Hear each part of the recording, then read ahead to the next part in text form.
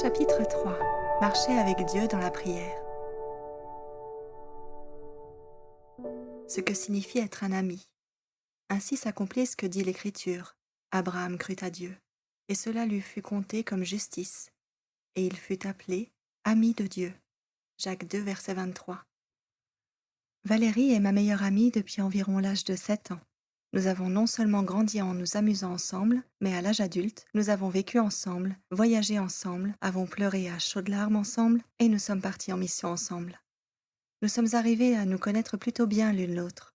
Quand Valérie me regarde, je peux souvent deviner ses pensées. La réciproque est vraie lorsque c'est moi qui la regarde. Aujourd'hui, la distance nous sépare, mais notre amitié demeure solide. Nous nous parlons souvent, parfois chaque jour, et bien entendu, on n'a pas besoin de se présenter quand on s'appelle.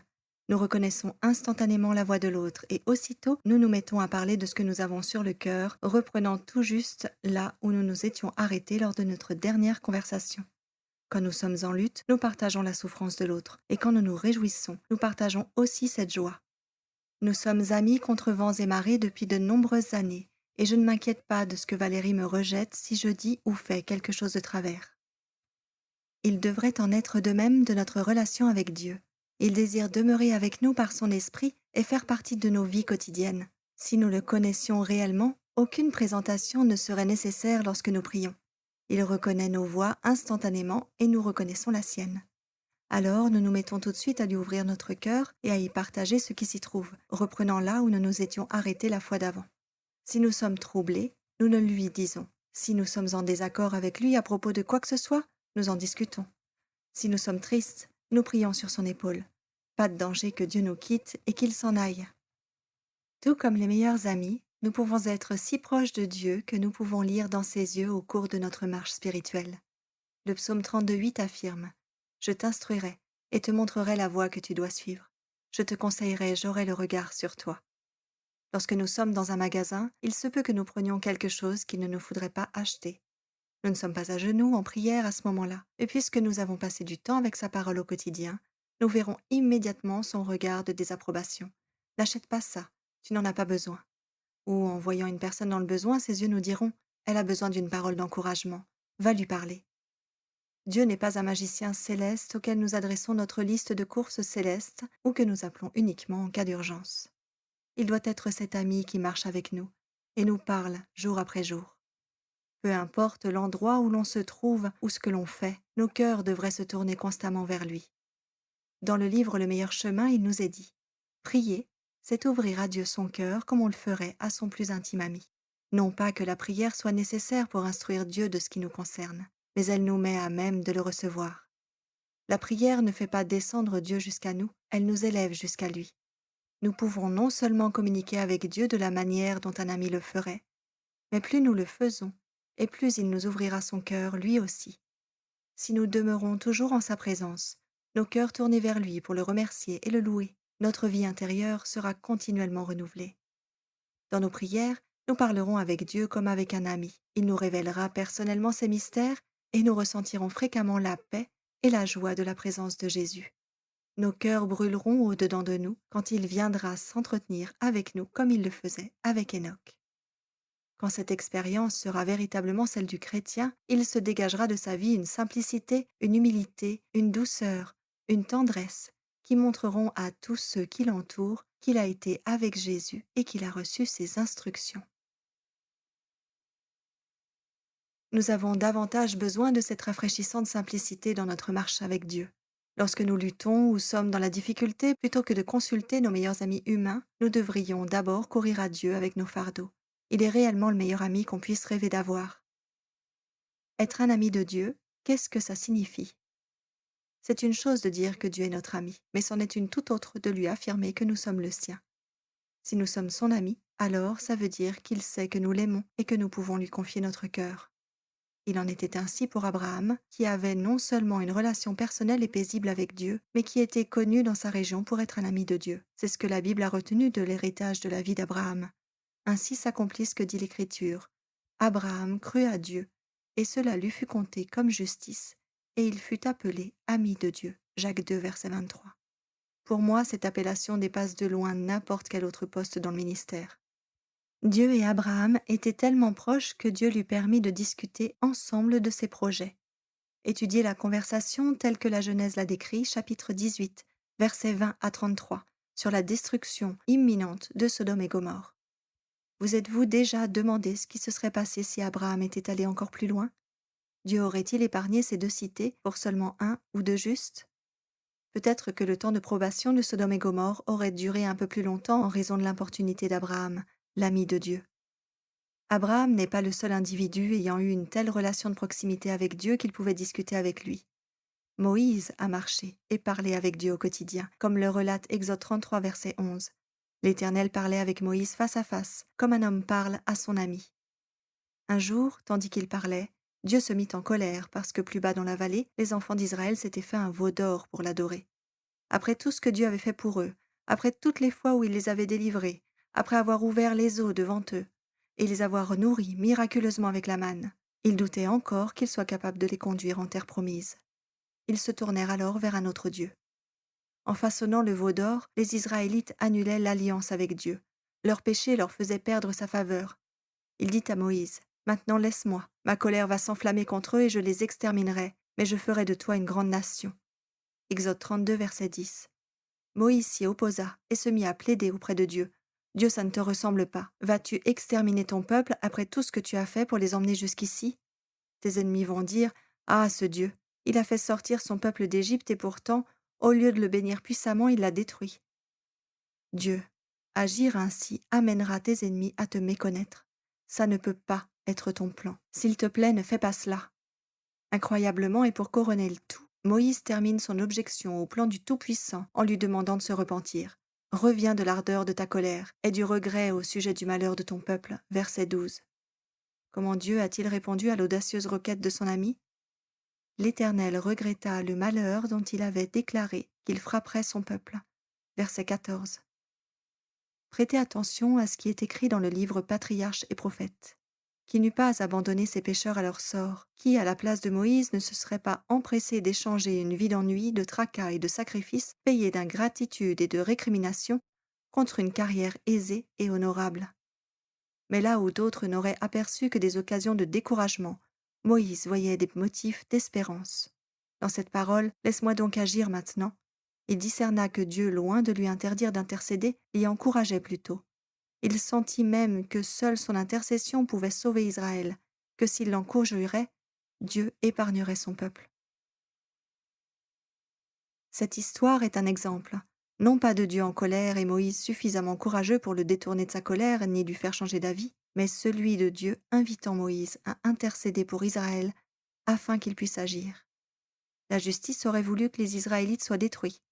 Seules les prières d'un intercesseur pouvaient fournir un moyen à la miséricorde divine de les épargner. Dieu savait qu'il pouvait confier cette mission à Moïse, et c'est pourquoi, en tant qu'ami, il fit part à Moïse de ce qu'il s'apprêtait à faire.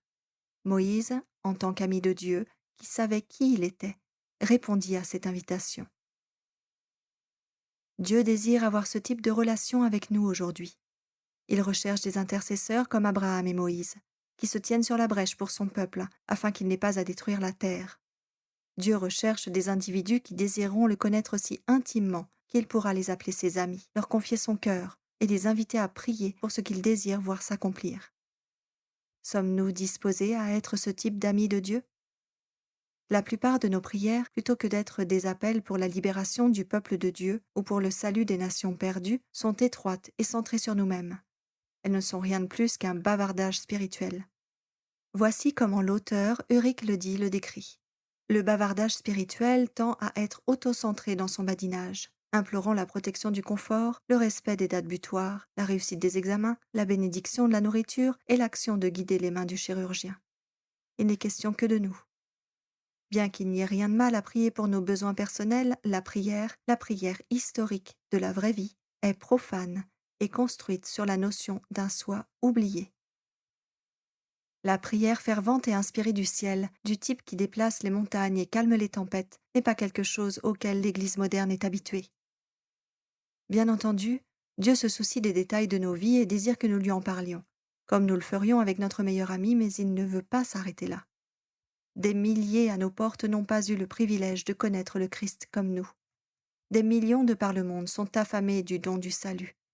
Quand nous débattons des doctrines et tenons de longues réunions de comités pour discuter de la manière de faire croître nos églises, des croyants dans des pays comme l'Iran et la Corée du Nord sont martyrisés pour leur foi. Le savons-nous? Prions-nous pour cela. Est-ce qu'on s'en soucie même? Quand nous demeurons centrés sur nous-mêmes dans nos prières, il est évident que nous ne comprenons pas réellement le cœur de Dieu. Nous ne voyons pas ses larmes de chagrin pour ceux qui souffrent et sont perdus. Quand nous comprendrons son cœur pour ceux qui sont dans l'obscurité, nous deviendrons ses associés dans le service. Nous pleurerons quand il pleurera, et nous prierons pour ses fardeaux, pas seulement les nôtres. Nous serons alors réellement son ami. C'est alors que nous commençons à toucher du doigt la frontière infinie de possibilités dans la vie de foi. C'est alors qu'en tant qu'amis de Dieu, nous commençons à apprendre la prière historique qui change le monde, comme les hommes et les femmes d'antan le faisaient. Prions sous l'inspiration du Saint-Esprit. En lisant dans les Écritures les histoires incroyables de prières exaucées, ce qui nous frappe le plus, ce sont les impossibles victoires remportées, les territoires conquis, les peuples libérés de l'obscurité et de l'esclavage, le succès de la parole de Dieu avançant avec force et puissance. Tel était le désir principal de Dieu à l'époque biblique tout autant qu'aujourd'hui. Ainsi, l'un des éléments clés pour recevoir des prières exaucées comme les hommes et les femmes d'antan consiste à apprendre à prier en accord avec la volonté de Dieu. Nous la trouvons révélée tout d'abord dans sa parole, car c'est à travers elle qu'il se révèle à nous, qu'il nous parle et qu'il nous donne le fondement de nos prières. C'est seulement en étant enracinés dans sa parole que nous sommes en sécurité, et uniquement parce que l'Esprit Saint peut vraiment nous apprendre à prier. L'inspiration nous dit: si nous nous approchons de Dieu, il s'approchera de nous, et sa gloire nous précédera. Il redirigera nos demandes. Nous apprenons à demander précisément pour ce qu'il a promis lui-même de nous accorder. Bien trop souvent, nous avons prié égoïstement pour des sujets qui sont en désaccord avec la volonté divine. Plutôt que de prier pour ce que l'Esprit Saint voudrait que nous prions, nous avons prié seulement notre chair. Comme le dit Jacques 4, verset 3, « Vous demandez et vous ne recevez pas, parce que vous demandez mal, afin de tout dépenser pour vos passions. » Heureusement, de même aussi l'Esprit vient au secours de notre faiblesse, car nous ne savons pas ce qu'il convient de demander dans nos prières. Mais l'Esprit lui-même intercède par des soupirs inexprimables.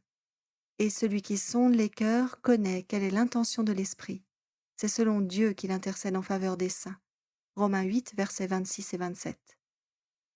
Lorsque nous prions avec la sincérité du cœur, même si notre requête est dans l'erreur, Dieu transformera nos prières égoïstes en le meilleur pour nous et pour sa gloire.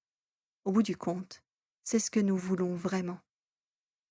Plus que transformer nos prières entre la terre et le ciel, nous voulons qu'il nous transforme et nous enseigne comment prier. Nous voulons que ses désirs deviennent les nôtres et les nôtres les siens, ce qui est possible. Si nous y consentons, Dieu peut et veut tellement que nous nous identifions à lui, modeler nos pensées et nos objectifs, que lorsque nous obéissons à sa volonté, nous ne faisons que mener à bien le désir de nos propres esprits.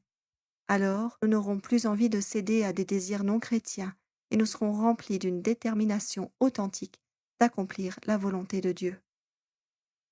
Telle est la beauté d'apprendre à prier sous l'inspiration du Saint-Esprit. Grâce au sang du Christ, dont les prières justes ont recouvert les nôtres, nous pouvons avoir l'assurance que nos prières atteignent la salle du trône du ciel, car il nous est dit: « Et tout ce que vous demanderez en mon nom, je le ferai, afin que le Père soit glorifié dans le Fils. Si vous demandez quelque chose en mon nom, je le ferai. » Jean 14, versets 13 et 14. Tandis que beaucoup professent croire en la prière, seule la personne ayant une relation personnelle avec le Christ ira dans son lieu secret de prière, là où personne ne le voit, et elle fermera la porte, luttant avec la ténacité de Jacob, Josué, Esther et Moïse, en disant: « Je ne te laisserai point partir sans que tu me bénisses. Je suis disposée à lutter toute la nuit si nécessaire. Je sais que tu tiens à nos âmes. Tu m'as demandé de m'en soucier, et je n'arrêterai pas de prier tant que tu n'auras pas agi. » Ces hommes et ces femmes peuvent lutter et prier avec passion parce qu'ils connaissent le cœur de Dieu personnellement et parce qu'ils en sont arrivés à avoir confiance dans sa parole, implicitement et inébranlablement. Parce qu'ils le connaissent personnellement, le Saint-Esprit inspire leurs prières. Connaître Dieu personnellement. De nombreux croyants aujourd'hui ne connaissent que le Dieu de leurs parents ou celui de leur Église. C'est pourquoi ils suivent simplement le mouvement, sans jamais venir à Dieu comme leur propre ami. Certes, nous croyons que Dieu est le Dieu de l'Église et qu'il devrait également être le Dieu de notre famille, mais il devrait en tout premier lieu être notre Dieu. Cher ami, connaissez-vous le Dieu d'Abraham, d'Isaac, de Jacob personnellement? Est-il votre ami aujourd'hui? Vous confiez-vous dans son sang pour vous laver de vos péchés, ou espérez-vous être sauvé grâce à la foi d'une autre personne? Nous ne serons pas sauvés parce que nos parents ont marché avec Dieu, ni parce que nous formons une famille, ni parce que nos noms figurent sur les registres d'Église, ou en raison de postes occupés dans le ministère. Rien de tout cela ne comptera si nous n'avons pas choisi individuellement de donner notre cœur à Dieu. Seigneur, prends mon cœur, car je ne puis te le donner. Il t'appartient. Garde-le pur, car j'en suis incapable. Sauve-moi en dépit de moi-même, de ce moi faible et si peu conforme à ton image. Modèle-moi, façonne-moi. Élève-moi dans une atmosphère pure et sainte, où les puissants courants de ton amour pourront atteindre mon âme. Cette prière d'abandon ne cesse pas au bout de la première fois et doit être renouvelée jour après jour. L'abnégation ne doit pas seulement marquer les débuts de la vie chrétienne, mais caractériser toutes les étapes de notre progression vers le ciel. Nos bonnes œuvres dépendent toutes d'une puissance qui est extérieure à nous-mêmes. C'est pourquoi il faut que notre cœur brisé, contrit et humilié, soupire sans cesse après Dieu et fasse monter vers lui une confession sincère. Renoncer constamment au moi et dépendre uniquement du Christ, telle est notre seule sauvegarde. Mettons de côté notre ordre du jour centré sur nous-mêmes et recherchons-le en premier aujourd'hui, afin que sa volonté puisse s'accomplir et que son nom soit glorifié dans nos vies. Osons marcher, vivre et prier différemment, car il est réellement notre Sauveur et ami personnel. Donnons-lui nos cœurs. Alors, comme les hommes et les femmes d'antan, nous pourrons avancer, osant présenter des requêtes audacieuses et demandant davantage encore. Car nous ne nous adressons pas à n'importe qui, nous parlons au Roi et notre meilleur ami.